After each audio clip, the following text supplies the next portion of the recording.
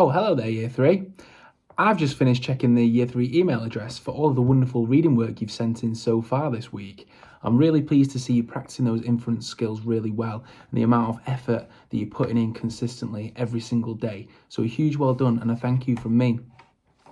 If we think about the questions that were posed yesterday, they were quite challenging questions actually, so I must applaud you in your efforts. I've seen some great answers already, so let's run through question 1 first of all.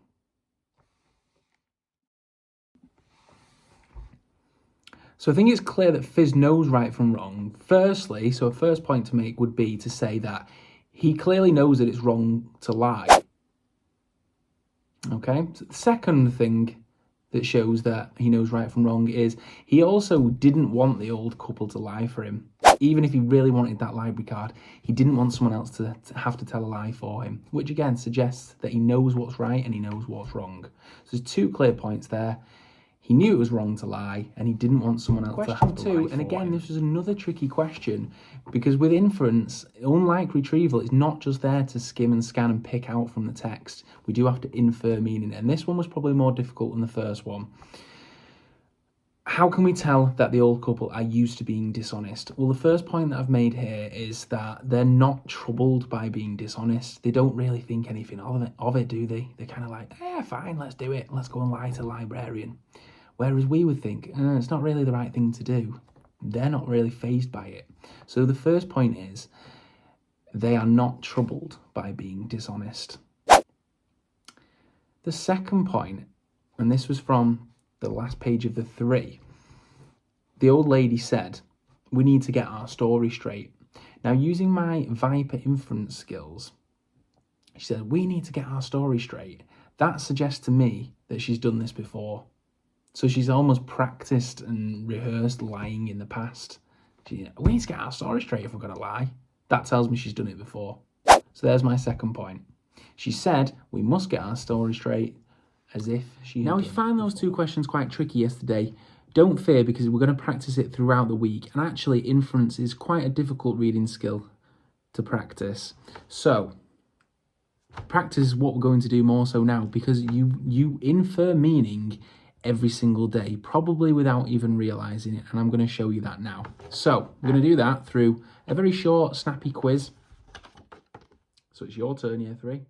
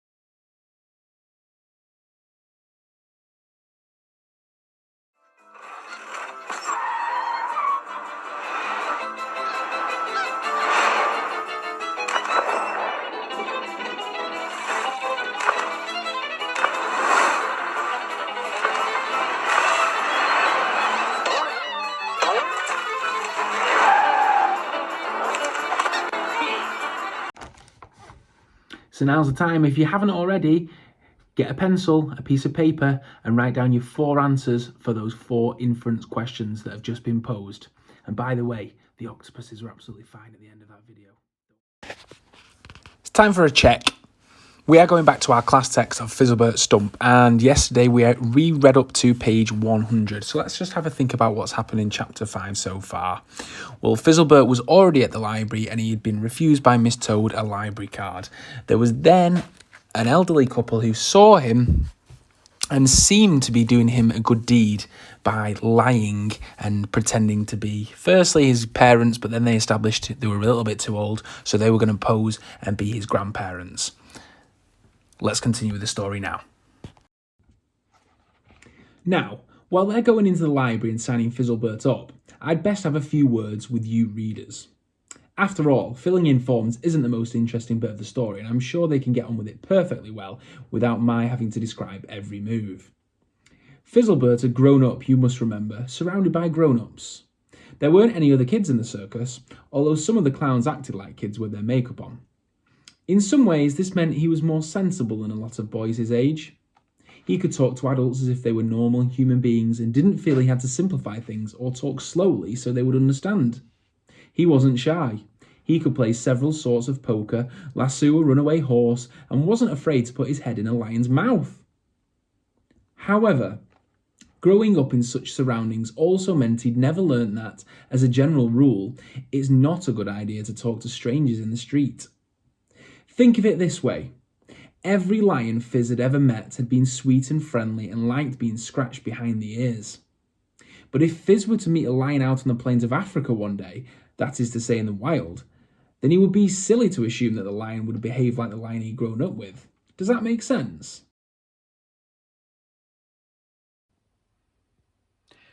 Based on the pages that I've just read to you, I'm now going to pose 3 questions to you. If you are opting for Chili 3, you must answer the question that is on screen now without watching any more. So if you're going for that, answer this question. If not, continue watching, because the Chili 2 question is on the screen at the moment. It gives you a little bit more insight. So if you're opting for that, pause the video now and answer Chili 2. Or if you're still a little bit unsure, continue watching. And here is the Chili 1 question for this extract.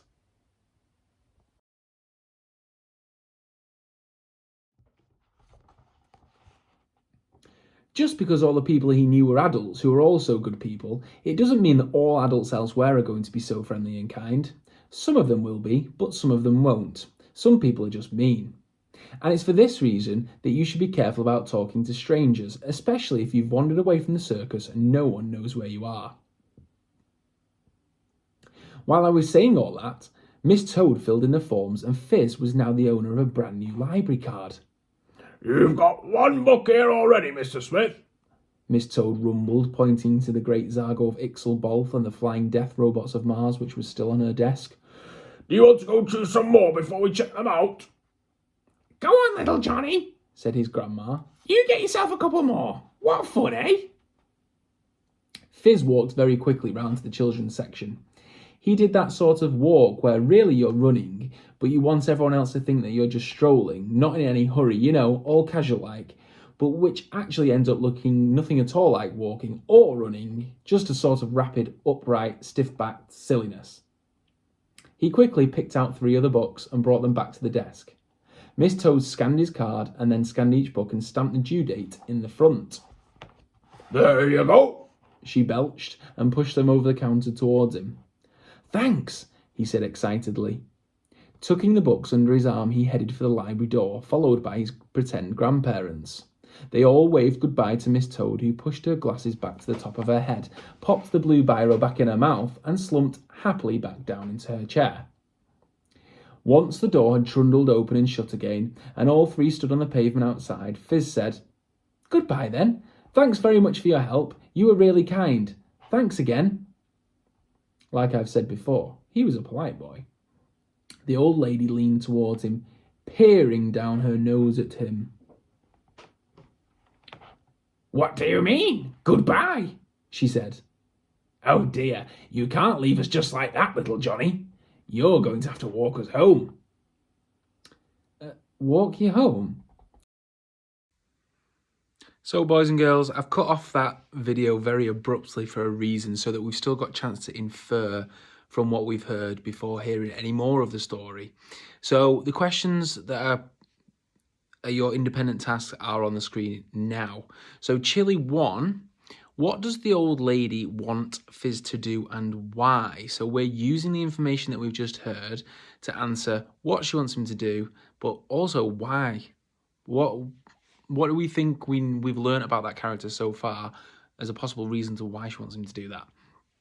Chili 2, how might Fizz feel about being asked to walk them home? So think about what's changing towards the end of that scene that we've just been reading. And that leads us on to Chili 3. How has the mood of the story suddenly changed?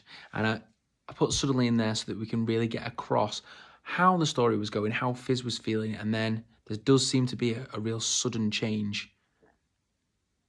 How was that mood changed? That is what you need to try and get across in your answer, okay?